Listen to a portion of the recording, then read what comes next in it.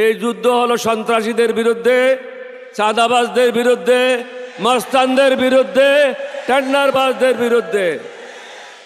মানুষকে জেগে উঠতে হবে।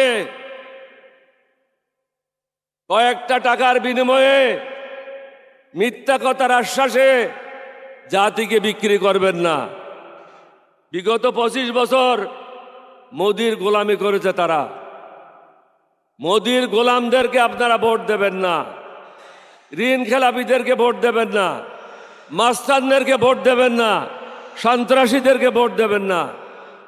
ভালো মানুষ যারা আছে তাদেরকে ভোট দেবেন, তাহলে সমাজটা ভালো হবে। দালালদেরকে চিহ্নিত করেন। বাংলাদেশে যারা পরিবর্তন আনতে চায়, সুশাসন আনতে চায়, ন্যায় বিচার আনতে চায়, প্রত্যেক ধর্মের জন্য সমান সুযোগ সৃষ্টি করতে চায়, তাদেরকে আগামী দিনে ভোট দেবেন।